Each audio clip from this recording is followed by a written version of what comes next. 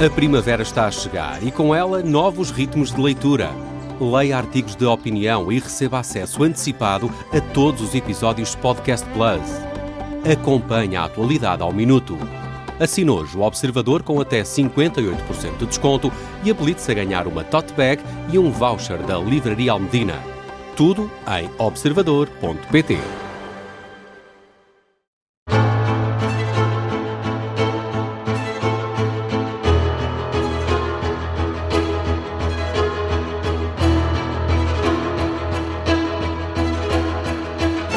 Novo episódio do 5 Continentes na Rádio Observador. É por aqui que fazemos uma análise mais profunda aos temas que estão a marcar a geopolítica internacional.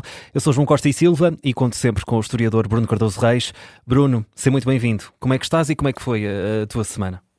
Olá, obrigado. Correu tudo bem, obrigado. Já temos agora mais sol, que ajuda sempre a animar. Sim, ficamos com outro espírito, no fundo. Exato. Se bem que vamos falar de assuntos que, são assim mais sérios e vamos fazer até hoje uma análise assim mais a fundo neste nosso programa no 5 Continentes, começar precisamente no Médio Oriente e na forma como está a ser vista esta guerra no Irão, fora do mundo ocidental, em África, na Ásia ou até mesmo na América Latina. Bruno, qual é a percepção do conflito no Médio Oriente e quais são as principais implicações práticas? Se calhar começamos aqui pela África.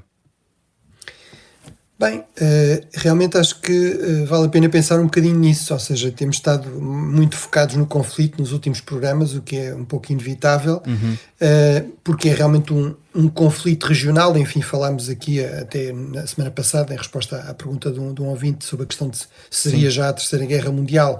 No fundo, a minha posição, em termos de tentar usar os conceitos com o máximo de rigor e de especificidade, eu diria que é uma guerra regional, portanto não é apenas uma guerra entre os Estados Unidos e Israel e o Irão, porque já atingiu mais de 12 países, portanto no Médio Oriente tem um impacto muito direto. Já falámos aliás também um bocadinho nisso na semana passada, como é que os diferentes países do Golfo estão aqui a reagir e as diferenças entre os países maiores do Golfo, como a Arábia Saudita, e mais bem armados, como a Arábia Saudita e os Emirados, e os países mais pequenos, com populações muito reduzidas, muito mais receosos, depois de ter uma inimizade, digamos, duradoura com o Irão, como países como o Qatar, o Kuwait, ou sobretudo o Bahrein, que ainda por cima também tem uma população xiita importante. Mas agora íamos olhar mais para os outros continentes que estão menos diretamente envolvidos. Também já falámos um bocadinho do caso da Europa aqui, mas começando então por África. O que temos genericamente, na verdade, em todos os continentes é um impacto económico e também, eventualmente, algumas lições aprendidas militares, ao nível militar, mas isso podemos ver um bocadinho mais adiante e até noutros programas. Mas em termos económicos, realmente o impacto é verdadeiramente global e traduz sobretudo nesta questão do aumento, do disparar do preço dos combustíveis, pior em certos aspectos da enorme volatilidade, ou seja, preços muito variáveis. Especialistas que nos estão a dizer que daqui a um ano nós podemos ter o petróleo a $50 ou a $150, portanto uma enorme volatilidade. Isso cria imensa imprevisibilidade, mas em particular em países como os países africanos, isso realmente cria problemas muito mais agudos do que em países mais ricos. Desde logo há muito menos, digamos, capacidade para populações muito pobres de encaixarem aumentos muito significativos dos preços, sobretudo de produtos absolutamente essenciais como o combustível, que são cruciais para o transporte, mas em muitos casos também em África para os geradores, para o abastecimento elétrico, etc. E, portanto, muito rapidamente isso gera problemas de crise, de insatisfação, de crise de abastecimento também. Portanto estamos a ouvir, por exemplo, restrições ao uso de combustíveis em países como o Quénia ou no Zimbábue, também medidas fiscais para tentar atenuar o impacto mais negativo do conflito. Há também uma preocupação muito aguda no caso da África, onde há imensa gente ainda a fazer agricultura de subsistência, portanto a percentagem da população que ainda se dedica à agricultura e que faz uma agricultura que não é uma agricultura avançada, mas é uma agricultura basicamente para se alimentar, ainda é muito elevada. E aí a questão dos fertilizantes, do preço dos fertilizantes, do custo dos fertilizantes, que também são um derivado desta indústria química ligada aos hidrocarbonetos. Já tínhamos visto isso aparecer no caso da Ucrânia, mas volta aqui novamente a aparecer, e portanto também há essa preocupação que isso possa agravar, encarecer os produtos, não é? encareceu os produtos, por um lado, produtos começando pelos combustíveis, depois atinge os transportes, atingindo os transportes, atinge logo quase todos os produtos, mas, por exemplo, por via dos fertilizantes também atinge os produtos agrícolas, potencialmente, não só por via do transporte, mas, portanto, nesta questão em África é sobretudo a questão também da agricultura e, eventualmente, de crises alimentares, se o conflito se prolongar. Em termos da reação dos diferentes Estados e da forma, digamos, da dimensão mais geopolítica, temos aqui algumas divisões interessantes, ou seja, temos, eu diria, um pouco em todos os continentes, mas no caso da África é bastante visível, até na Europa vemos um pouco isso, mas temos, não há propriamente Estados muito entusiastas com a guerra, até pelos custos elevados que está a ter e pelo facto de haver muito esta ideia de que não há um plano claro, não há uma ideia clara sobre como sair, mas em África temos uma divisão mais ou menos em três, que também vemos com nuances noutros continentes, mas no fundo temos Estados que privilegiam as relações, alianças, parcerias de segurança e outras com os Estados Unidos, mas também com Israel e com os países do Golfo, com países como os Emirados ou a Arábia Saudita. Esses são sobretudo os países da África Oriental, países como a Etiópia, países como o Quénia, ou um Estado de facto independente, mas que não é realmente, mas que apenas foi reconhecido por Israel, a Somalilândia, por exemplo, que já aqui falámos, portanto o norte da Somália, se quisermos. Todos esses, no fundo, privilegiam a condenação do Irão, a condenação sobretudo dos ataques generalizados do Irão à região e não fazem propriamente críticas, ataques à iniciativa de Israel e dos Estados Unidos de iniciar este conflito. Depois temos Estados como a África do Sul, que é um membro dos BRICS, aliás, que tem tido imensas tensões com os Estados Unidos, com Donald Trump, a ser crítico, abertamente crítico do conflito e a apelar, no fundo, ao respeito pela lei internacional.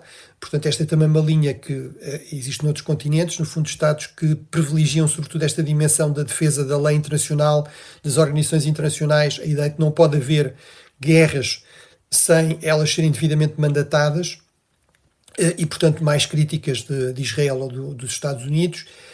E depois temos também Estados e uma região da África, sobretudo na África Ocidental, onde aquilo que prevalece é sobretudo a preocupação com as implicações disso para a sua própria segurança e onde também temos regimes e Estados bastante abertamente anti-ocidentais, países como o Níger ou o Mali, por exemplo. No Níger, por exemplo, o regime terá organizado uma manifestação, digamos, de apoio ao Irão, que foi noticiada, aliás, pelas agências noticiosas iranianas. Mas também na África Ocidental temos países como o Ghana ou a Nigéria, que, não querendo hostilizar os Estados Unidos, com os quais têm relações também importantes, têm apelado sobretudo à contenção, a evitar-se a escalada, à negociação. Portanto, temos aqui, no fundo, se quisermos, Estados um pouco mais neutros, Estados mais alinhados, se quisermos, com o Irão, ou mais críticos da ação norte-americana, e Estados que, sobretudo, vão privilegiar manter boas relações com Israel e com os países do Golfo, e por isso mais críticos do Irão, mais solidários com esta ação militar. E Bruno, importa também perceber aqui, relativamente à Ásia, incluindo o Pacífico, a Austrália, tem-se falado muito da dependência do petróleo do Golfo, mas é apenas isso nestes casos e nestes países?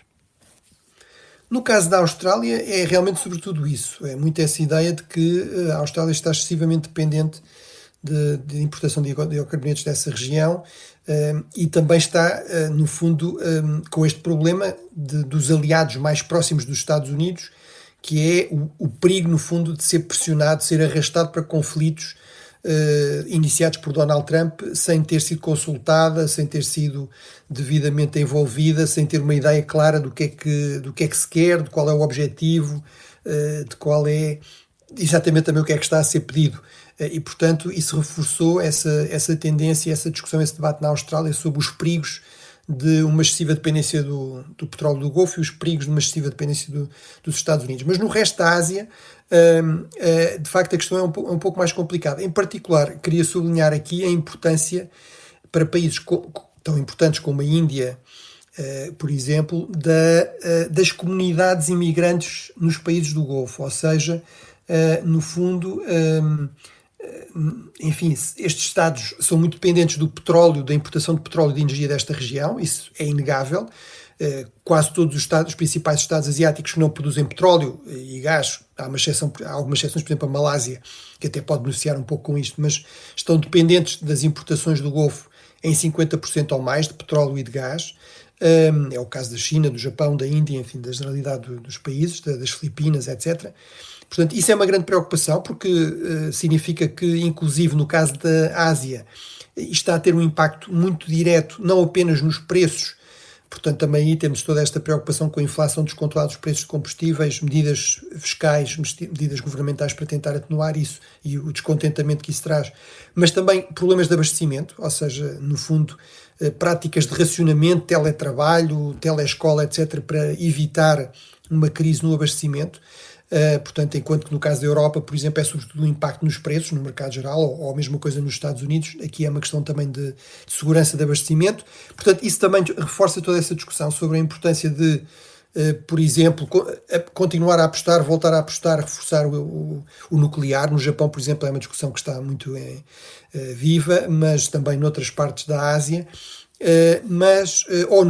Ou também nas renováveis, reforçar a aposta nas renováveis para aumentar a autonomia estratégica, mas também há esta questão das comunidades migratórias, porque, como eu vos digo, como eu estava a dizer, por exemplo, no caso da Índia, estamos a falar de 10 milhões de pessoas, portanto é a população de Portugal. Sim. Obviamente a Índia tem 1,4 mil milhões de pessoas, portanto não é assim tanto para a Índia, mas é muito relevante, é uma comunidade muito numerosa, em todo caso, que também contribui muito para a economia indiana, com as famosas remessas.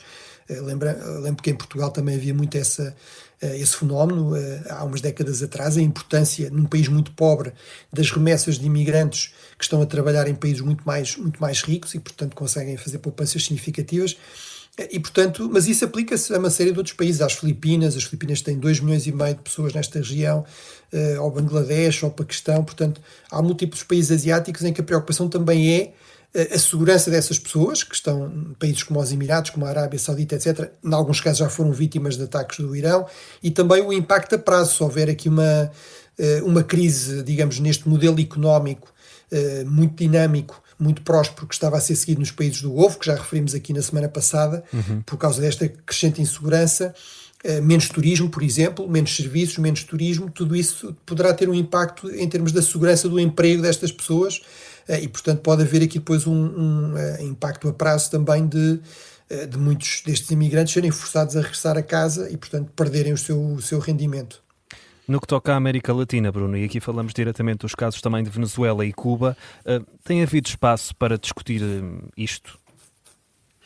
Sim, mas já agora estava-me a esquecer, em relação à Ásia, também obviamente esta dimensão mais diplomática ou geopolítica, ou seja, aí também temos um pouco o mesmo fenómeno. Temos Estados que são críticos da intervenção americana, muito críticos até. E talvez a gerir esta questão com mais pinças, não é? Bem, há uns que não estão a gerir com pinças, portanto estão a ser muito assertivos na crítica, por exemplo, países como a Malásia, ou países como a China, obviamente, que também aproveitam para, no fundo, sublinhar que eles são a grande potência responsável, pacífica, e os Estados Querem Unidos reclamar esse papel? Exatamente, a grande potência irresponsável e belicista, guerrista, etc.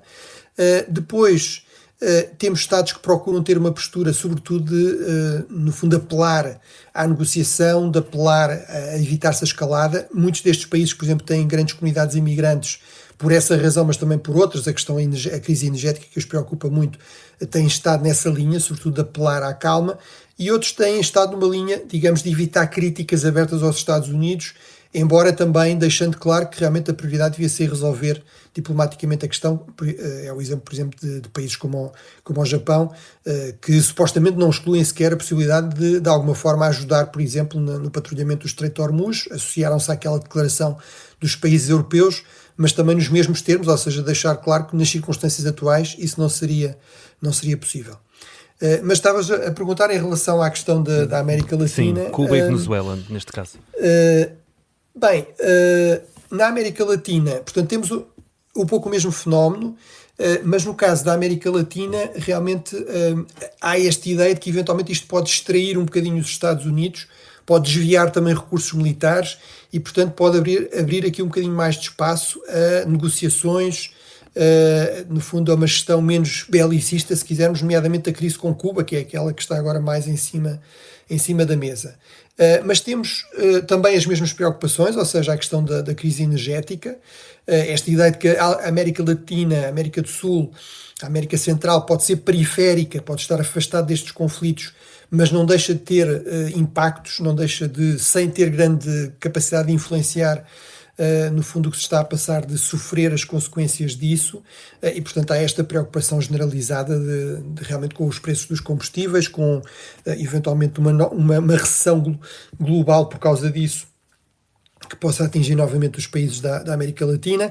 Apesar de tudo, há também esta ideia de que pode haver aqui oportunidades, países como, por exemplo, o Brasil, países como a Guiana, por exemplo, que estão a aumentar muito a sua produção de petróleo, ou mesmo a própria Venezuela, que está agora a voltar aos mercados, podem ter aqui uma oportunidade, no fundo, para fazerem parte deste cabaz de diversificação, portanto, de os países tentarem estar menos dependentes de petróleo que tem de passar pelo Estreito de Hormuz e que de repente não se sabe durante quanto tempo é que isso poderá ser um problema, poderá ser eventualmente um risco. Portanto, também não deixa de haver essa dimensão eventualmente de oportunidades. Em termos políticos, temos também posições muito diversas. Aí podemos dar o exemplo da Argentina e do Brasil, num extremo e no outro. A Argentina, de Milei, completamente alinhada com os Estados Unidos. Milei, ainda há uns dias atrás, aproveitou o aniversário do primeiro ataque terrorista do Hezbollah com apoio iraniano contra a Embaixada de Israel em Buenos Aires, em 92. Depois houve um segundo ataque em 94 contra um centro judaico, também com os mesmos protagonistas, para voltar, no fundo, a relembrar que o Irão há muitas décadas que é um fator de instabilidade, de violência, que não respeita a lei internacional, que promove o terrorismo, mesmo em locais muito afastados, digamos, do Médio Oriente, como é o caso da Argentina. Portanto, mostrando total solidariedade, apoio a Israel e aos Estados Unidos, mais até do que muitos outros aliados tradicionais dos Estados Unidos, no caso da Argentina de Milei. No caso do Brasil, no fundo, Lula, muito crítico destes ataques, voltou a recordar que ele próprio tentou negociar um acordo com o Irão no seu mandato anterior, e que isso foi posto de lado pelos Estados Unidos no seu segundo mandato, e que isso foi posto de lado pelos Estados Unidos e pelos países europeus. Até aludiu à questão das armas de destruição massiva no Iraque, portanto diz onde é que estão essas armas, como é que nós podemos dar crédito a esta ideia de que havia aqui uma ameaça iminente nuclear do Irão, mas portanto uma postura muito crítica, e no fundo o Brasil a querer aqui assumir-se, no fundo, como uma espécie de líder desta esquerda latino-americana tradicionalmente mais crítica dos Estados Unidos. Bem, e nós vamos ficar por aqui nesta nossa primeira parte. Vamos começar a segunda a falar de Donald Trump. O que é que significa isto de ter um plano em plena guerra, e se faz sentido ter ou não um plano mais rígido? Bruno, regressamos já a seguir logo depois das notícias. Até já. Obrigado.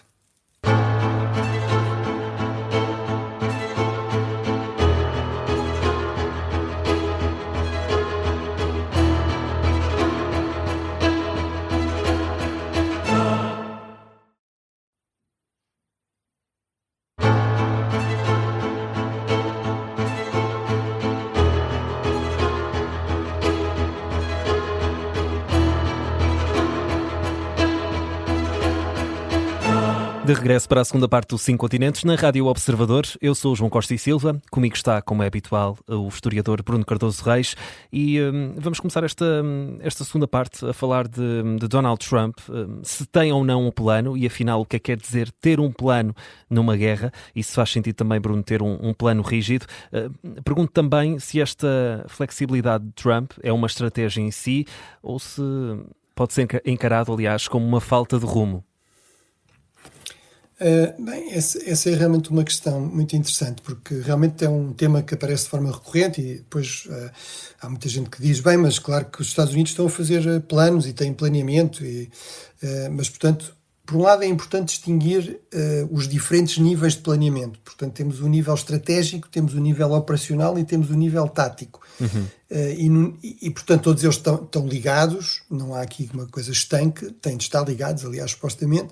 Mas ao nível estratégico, em que no fundo são definidos os grandes objetivos políticos de uma guerra, o que é que se quer atingir com um determinado conflito, também qual é o nível de ambição que isso requer, ou seja, quais são os tipos de meios que serão necessários para atingir esses objetivos e os tipos de missões que também serão necessários para atingir esses objetivos, que eventualmente que coligações, que aliados é que será necessário, tudo isso tem de ser definido ao nível político, essencialmente. Claro que informado pelos militares, etc., mas, e portanto, é a partir daí que depois podemos dar início à fase de planeamento mais militar, em que no fundo é atribuída essa missão, em que há essa atribuição de missão, e os militares podem começar a pensar então nas implicações disso, em termos mais especificamente militares, ou seja, ao nível operacional estamos a falar ao nível do teatro de operações, portanto, do conjunto das operações que será necessário para atingir esses objetivos, portanto, e depois ao nível tático, ou seja, ao nível aí das próprias unidades, dos próprios comandantes de unidade, mesmo ao nível mais baixo, exatamente o que é necessário também em termos de missões muito mais específicas e de ações muito mais específicas. Supostamente também num bom exercício de planeamento haverá tempo para fazer tudo isso, haverá tempo para testar alternativas, para perceber vantagens e desvantagens de determinadas operações, determinadas missões, e fazer opções também em conformidade com isso. Mas, portanto, aquilo que nós percebemos é que, e é fácil perceber isso, porque Donald Trump realmente não esconde muito isso, é que há aqui uma enorme indefinição sobre qual é realmente o objetivo estratégico, quais são os grandes objetivos, as grandes prioridades políticas desta guerra. O que é que no final se quer? É muito diferente planear uma guerra para derrubar um regime, em que, por exemplo, isso implicaria necessariamente ou tropas no terreno, pelo menos tropas especiais, ou uma articulação muito forte com uma oposição armada, armar a oposição, ir buscar os grupos armados que já existem, etc.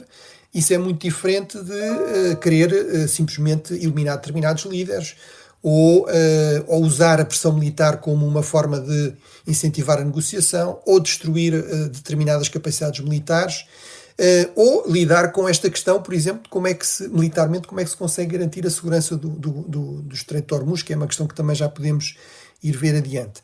Mas, portanto, isso tudo são missões fundamentalmente diversas, com implicações muito diferentes em termos depois de missões de operações militares, de meios também, por exemplo, para ser possível ao mesmo tempo atacar o Irão, com meios essencialmente aeronavais, e garantir a segurança do Estreito de Hormuz, seriam precisos muito mais meios navais, muito mais navios, se quisermos, e outro tipo de navios que não são os que estão disponíveis no Golfo Pérsico. Obviamente, eu não penso que isso se deve aos militares americanos não saberem isso. Deve-se a não ter havido essa decisão, portanto, não ter havido essa clareza também em termos dos objetivos, das prioridades estratégicas. Mas nós podemos confrontar isto com a própria estratégia nacional declarada dos Estados Unidos. Cada vez mais há essa tradição dos Estados, até para a sua população, para os decisores políticos, para os aliados, para os inimigos, também saberem com o que é que podem contar, ter uma estratégia declaratória, que obviamente não diz tudo, mas diz alguma coisa de quais são as prioridades dos Estados Unidos. Ora, o que nós vemos nessa estratégia declaratória, no fundo, implicaria que esta guerra não faria nenhum sentido, ou seja, convido os ouvintes a irem ver a Estratégia de Segurança Nacional Americana de dezembro de 2025, que nós comentámos, aliás, aqui. O Médio Oriente aparece em quarto lugar, em quarta ordem de prioridade, depois das Américas, da Ásia e da Europa. O título dessa secção, que aponta bem para os objetivos, é burden shifting, portanto, passar o peso, digamos, do papel dos Estados Unidos na região para atores regionais, portanto, reduzir a presença dos Estados Unidos, sobretudo militar, na região. O que estamos a assistir é exatamente o inverso, a uma enorme concentração de meios militares de todo o lado dos Estados Unidos nesta região, construir a paz. E mesmo em relação ao Irão, aquilo também que é dito é que é realmente um ator destabilizador, mas que não se deve exagerar esse papel, sobretudo porque, como resultado dos ataques que entretanto tinham tido lugar, e também de todo o conflito a partir de outubro de 2023, dos ataques contra o Hezbollah, contra o regime de Assad, contra os Houthis, etc., o Irão estava muito enfraquecido, portanto era um aliado muito mais fraco. Portanto, ao nível estratégico, realmente nada disto parece fazer muito sentido. É aí, sobretudo, que está o problema, não é ao nível mais operacional ou mais tático, embora isso tenha depois crie problemas a esses níveis. E, sobretudo, esta ideia de que isto tudo também é uma estratégia em si mesmo genial de Donald Trump, de criar o caos, de nunca ninguém saber muito bem o que é que ele quer. Eu admito que haja aí alguma realidade neste sentido. Donald Trump parece acreditar que isso lhe dá uma vantagem negocial. Que esta história de Art of the Deal, não é? Portanto, esta estratégia negocial que ele até publicou em livro, no fundo é muito isso, fazer sempre exigências maximalistas, depois recuar, depois mudar, portanto deixar sempre o outro lado um pouco a adivinhar exatamente o que é que nós queremos.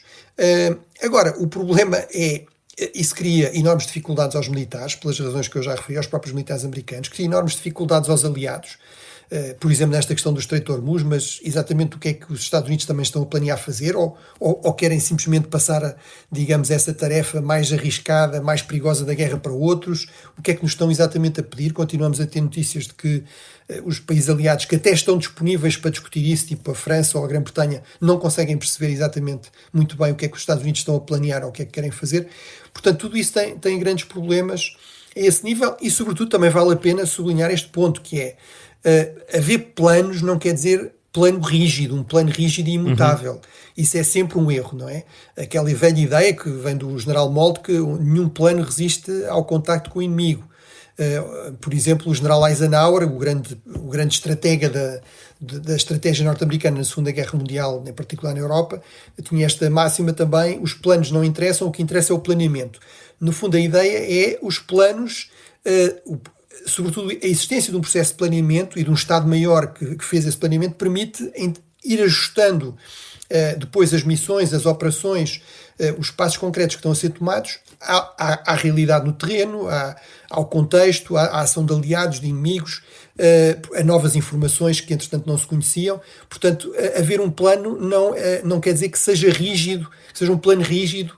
Isso obviamente seria um disparate e, desse ponto de vista, a ideia de alguma flexibilidade da parte de Donald Trump faz sentido. O problema é que, no caso de Donald Trump, parece que é tudo flexibilidade e não há planeamento nenhum, pelo menos lá está outra vez a este nível estratégico. E Bruno, avançamos aqui para outro tema também importante, na dimensão económica desta guerra no Irão. Estamos a viver um novo choque petrolífero como o de 1973 ou 1979 e que lições é que podemos também tirar desta crise que se apodera do Médio Oriente? É realmente são fenómenos que parecem ter grandes semelhanças. Há algumas diferenças, mas há realmente semelhança. Ou seja, para já ainda não tivemos um quadruplicar do preço, generalizado pelo menos do petróleo, como aconteceu em 1973.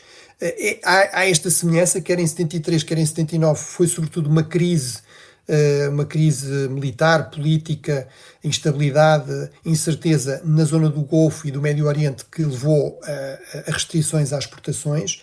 No caso, apesar de tudo, de 73, foram restrições voluntárias, e no caso de 79, portanto, aí foi num contexto de uma guerra entre os países árabes e o Estado de Israel. Os países árabes decretaram um boicote de exportação de petróleo aos países que apoiavam Israel, e portanto não foi tão generalizado, e foi uma coisa voluntária, portanto não se punha a questão de saber se as infraestruturas petrolíferas estavam a funcionar ou não.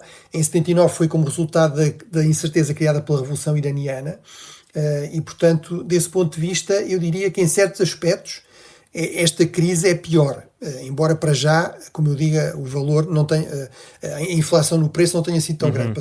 Temos o dobro, ainda não chegámos ao quádruplo, mas é mais grave neste sentido, que é, eu diria que neste caso temos esta questão da destruição de infraestruturas, da ameaça sobre infraestruturas, de eventualmente poder haver o risco do conflito não ficar definitivamente resolvido e, portanto, haver, no fundo, permanentemente um risco do reacender do conflito que vai levar a um aumento mais permanente dos preços, para acomodar esse risco, não é?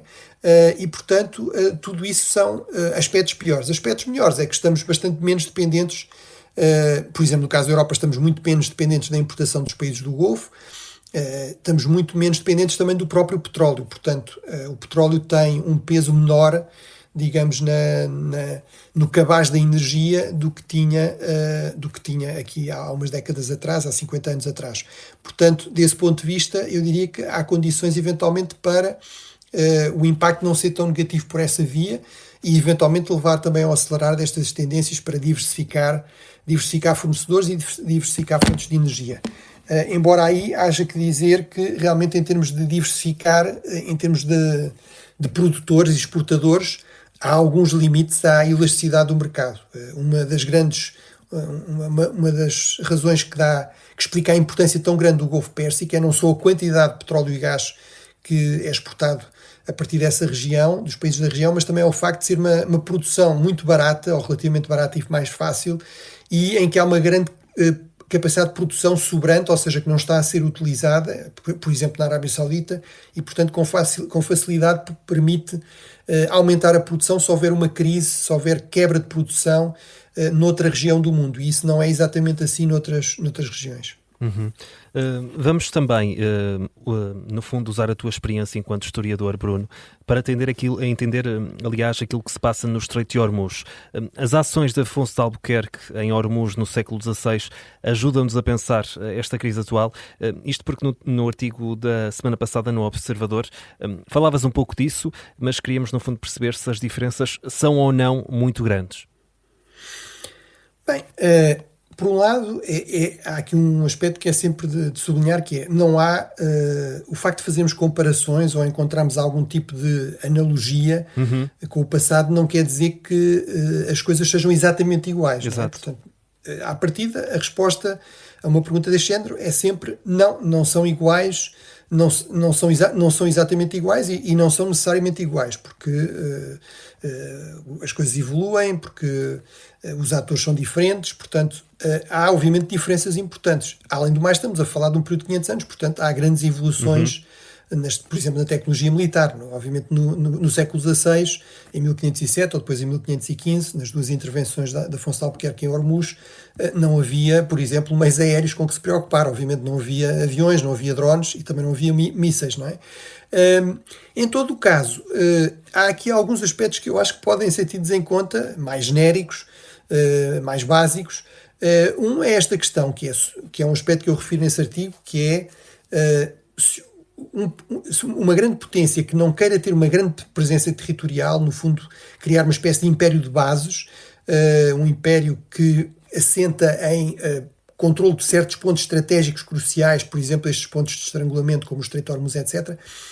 Isso implica, no fundo, tomar conta de algumas posições em terra. Portanto, essa é uma das grandes ideias de Afonso de Albuquerque, que o leva a opor-se a outros, por exemplo, ao seu antecessor Francisco de Almeida, mas é esta ideia de que não basta ter uma grande frota para conseguir controlar, criar uma hegemonia marítima, que enfim nunca é um controle absoluto, mas ter um papel preponderante em termos navais, em termos marítimos, de comércio e de segurança marítima no Oceano Índico.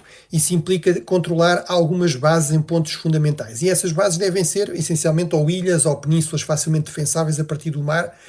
Mas uma outra componente disso é evitar entrar em choque com as grandes potências terrestres que são dominantes nessa região. No caso da Índia, depois virá a ser o grande Império Mogol, ou no caso da Pérsia será o Império Sefáfida. Portanto, mesmo que haja ali tensões, mesmo que haja desconfianças, procurar o mais possível que essa presença não leve a um choque com a grande potência terrestre que está ali permanentemente presente. E, portanto, desses dois pontos de vista, eu acho que pode haver aqui lições, ou seja, parece-me que é evidente que os Estados Unidos neste momento estão a deslocar meios terrestres com características de forças aerotransportadas, paraquedistas, se quisermos, fuzileiros, com capacidades de desembarque, etc., que sinalizam que provavelmente os Estados Unidos estão seriamente a pensar tomar conta de algumas destas ilhas na zona do Estreito de Hormuz e também a ilha de Karg, que é crucial para a exportação de petróleo. Obviamente era algo, mais uma vez, que era irrelevante no século XVI. Aí era a exportação de especiarias através do Golfo ou de cavalos a partir da Pérsia, etc. E de armas também. Mas no fundo, esta ideia de que para controlar o mar, muitas vezes é preciso ter alguma presença, é necessário ter alguma presença em terra. Por outro lado, esta questão de que quando o grande Império Iraniano começou a entrar em choque direto com Portugal, acabou por ser impossível a Portugal manter essa presença. Obviamente o Irão também se aliou com outros países europeus que, entanto, tinham aparecido na região, como os ingleses, a partir do início do século XVII. Hormuz acaba por cair em 1622 como resultado disso. Portanto, é muito difícil, é muito perigoso, no fundo, manter um regime iraniano radicalizado e apostado, no fundo, no choque com os Estados Unidos. Isso será sempre um risco muito elevado para a segurança do Estreito de Hormuz. Portanto, acho que neste momento, de facto, os Estados Unidos estão confrontados com esses problemas que Portugal também teve no século XVI. E precisamente nos Estados Unidos, voltamos a falar de Trump, que teve uma derrota eleitoral em Mar-a-Lago, no seu círculo eleitoral na Flórida. É algo que o deve deixar preocupado, Bruno, e também perceber se é algo significativo e também perceber se, no fundo, já é inevitável fazer uma leitura daquilo que é, no fundo, o resultado daquilo que está a acontecer no Irão e no Médio Oriente. Sim, acho que sim. Ou seja, por um lado é preciso sublinhar que estamos a falar de uma eleição para a Câmara dos Representantes da Flórida, ou seja, não dos Estados Unidos, Sim. mas, portanto, é uma eleição, se quisermos, regional, ou estadual, como se diz nos Estados Unidos. Agora, a Flórida em si é um estado muito importante, que tem estado a virar mais republicano, e há este lado simbólico de ser o círculo eleitoral onde está Mar-a-Lago, no fundo a principal residência, a residência preferida de Donald Trump. É uma enorme mudança em relação a 2 anos atrás. Donald Trump venceu esse círculo eleitoral com 16%, agora há uma viragem para os democratas de mais de 18%. Portanto, os democratas ganharam, se quisermos, por uma unha negra, mas conseguem aqui uma viragem enorme de votos favorável. E esta candidata, Emily Gregory, realmente fez uma campanha muito assente na crítica à guerra, ao custo de vida, à inflação, portanto, muito de ataque às políticas do presidente Trump. Portanto, foi uma eleição essencialmente disputada em torno de questões locais, mas não foi assim. O próprio Donald Trump também se envolveu na campanha, apelando ao voto no candidato republicano, e, portanto, a mim parece-me que faz parte, sobretudo, claramente, de uma tendência muito ampla.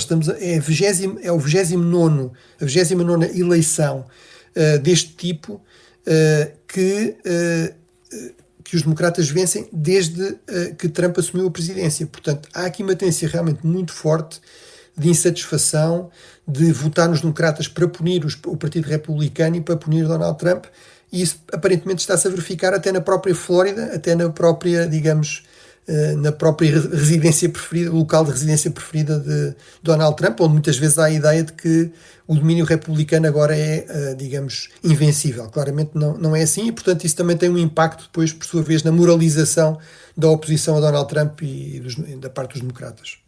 Bruno, também gostava de te preocupar, historicamente, este tipo de conflitos externos, com presença direta dos Estados Unidos, tendem a fortalecer ou a fragilizar os presidentes americanos? A ideia mais generalizada e mais corrente é que tendem a ser desfavoráveis. Na verdade, eu acho que é preciso ter aí algum cuidado, ou seja, por exemplo, no contexto da Segunda Guerra Mundial, o presidente Franklin Roosevelt, aproveitou o contexto da guerra, até antes da entrada dos Estados Unidos, diga-se, mas quando já havia alguma mobilização militar, ainda em 1940, mas depois, sobretudo em 1944, aproveitou para ser eleito, quebrando todos os precedentes. Na altura ainda não havia essa emenda constitucional que obrigava a que o presidente só pudesse exercer durante 2 mandatos, mas realmente Roosevelt foi eleito 4 vezes, portanto acabou por não concluir o 4º mandato, porque acabou por morrer 1 ano depois, logo em 1945, mas realmente, ou seja, depende muito da popularidade da guerra, depende muito de como é que a guerra está a decorrer, ou seja, a Segunda Guerra Mundial era muito popular, ou tornou-se muito popular entre os americanos, e o presidente era visto como um líder sólido, seguro, num mundo de repente muito mais perigoso, e como estando a conduzir bem a guerra, não é? Através de uma série de vitórias. Aquilo que é sobretudo perigoso, complicado, é, no fundo, uma guerra em curso que está a ter muitos custos, que está a prolongar-se, que está a ter muitas baixas, que está a provocar muitos mortos, e em que não há uma saída evidente, em que não há, digamos, um argumento convincente sobre como é que se vai chegar a uma vitória. Foi isso que aconteceu no Vietnã, e isso acabou por ser fatal para o presidente Lyndon Johnson, que acaba por desistir de se recandidatar, portanto nem vai a eleições em 1968, e depois, no caso das guerras no Afeganistão, no Iraque, também há essa percepção, no fundo, que isso tornou depois um peso para os republicanos. O presidente Bush ainda conseguiu ser reeleito, apesar disso, no entanto, vale a pena sublinhar isso, portanto é algo que levou muitas críticas, mas não foi fatal para a possibilidade de reeleição de George W. Bush, mas depois com Obama, por exemplo, é algo que é muito usado contra os republicanos. Portanto, eu diria que sobretudo guerras que se prolongam, guerras com custos muito elevados, muitas baixas, e em que não há uma vitória, não se parece estar a chegar a uma vitória, em que no fundo o conflito parece estar a prolongar-se, isso é politicamente bastante tóxico. É a ideia do Quagmire, não é? Portanto, o atoleiro que foi usado primeiro em relação ao Vietnã, mas depois é usado sempre que surgem este tipo de conflitos, de guerrilha, assimétricos, e de facto em que não há um caminho evidente para a vitória, e já estamos a ver aparecer esse tipo de críticas em relação ao Irão, no fundo, que não há aqui um caminho claro para a vitória, não há objetivos claros, também não há uma saída clara, e que há o risco disto se prolongar e de se transformar aqui num servidor de dinheiro e de soldados americanos. E Donald Trump vai ter essa grande prova de fogo já em novembro deste ano, com as intercalares, e logo vemos o que é que vai sair daí. Em 2 minutos, Bruno, vamos ainda olhar para o acordo comercial entre a União Europeia e a Austrália. Pergunto como é que isto pode ser lido e se há sinais de que o mundo se está, no fundo, a reorganizar. Sim, acho que é exatamente isso, ou seja, acho que a União Europeia muitas vezes é acusada de falar demais e de fazer pouco, às vezes com razão, eu próprio também tenho essas críticas, mas realmente tem estado a concretizar o objetivo declarado de diversificar relações, de reduzir riscos também em termos de abastecimento de matérias-primas críticas. No caso da Austrália, a Austrália tem esta característica, que é no fundo um país do Ocidente global, muito alinhado nos valores, no tipo de regime com a Europa, também muito preocupado com a postura dos Estados Unidos atuais, de Donald Trump. Portanto, no fundo, faz parte desta tendência para grandes aliados dos Estados Unidos criarem coligações ad hoc, o tal minilateralismo de que o Mark Carney também fala do Canadá, que é outro exemplo de um país com estas características, e portanto a União Europeia está a explorar isso, mas no caso da Austrália temos esta questão que é, tal como aliás em relação ao Canadá, que é um país industrialmente avançado, tecnologicamente avançado, mas também com imensas riquezas naturais, com imensas matérias-primas, nomeadamente estas matérias-primas críticas, que se tornaram cruciais para as tecnologias mais avançadas atuais, as terras raras, etc., o lítio, e portanto há aqui uma aposta muito clara nesse aspecto, que é aliás explicitamente sinalizado pela União Europeia, e depois há esta questão mais genérica de criar previsibilidade, de apostar em manter um sistema com algumas normas, com alguma abertura em termos de comércio, com outros parceiros, que permita reduzir custos, nomeadamente custos em termos fiscais. Portanto, há supostamente uma poupança anual de 1.000 milhões de euros, uma estimativa de crescimento do PIB na União Europeia até 2030 de 4.000 milhões, e um aumento das exportações também da parte da União Europeia, da volta de 30%. Portanto, tudo isso é suposto compensar este acesso muito mais reduzido e muito mais incerto ao mercado norte-americano por causa das guerras tarifárias de Donald Trump. Portanto, realmente corresponde a um certo reconfigurar do mundo, no sentido de acautelar diversificação de abastecimento de matérias-primas críticas, procurar que isso seja feito com parceiros de confiança, com o qual há relações de facto de comunhão de valores e não apenas de interesses, e por outro lado esta tentativa de manter um certo Ocidente global, mesmo que agora sem os Estados Unidos. E Bruno, vamos fechar com a tua recomendação da semana, vamos a isso? Sim. Portanto, é uma obra que tem tudo a ver com os temas que temos estado a discutir aqui. No fundo é um texto clássico coordenado pelo Daniel Drezner, que é um politólogo norte-americano, que se chama Avoiding Trivia, e portanto no fundo o subtítulo mais ou menos explica a coisa.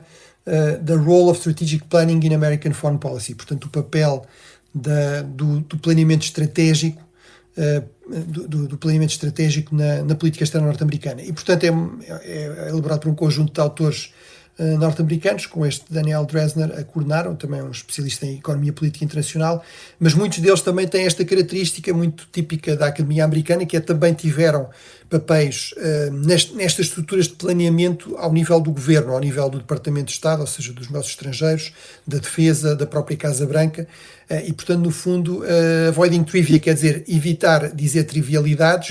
Portanto, este é o conselho do primeiro, do secretário de Estado e antigo general, o general Marshall, também o criador do Plano Marshall, do famoso Plano Marshall, quando cria esta estrutura de planeamento no Departamento de Estado, no Ministério dos Negócios Estrangeiros. Portanto, evitar dizer trivialidades, mas realmente... realmente... Bruno, quem é que se calhar devia ler esse livro, não é?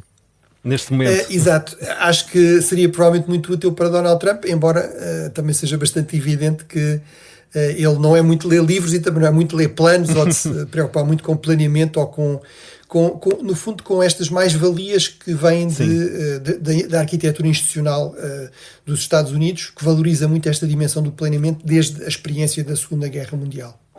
É isso mesmo, e é desta forma que fechamos os 5 continentes desta semana. Se tiver perguntas, podes escrever-nos através de ouvinte@observador.pt, através do WhatsApp com o 910024185. Bruno, estaremos cá, de certeza, no próximo sábado. Um grande abraço e até lá. Boa semana, obrigado.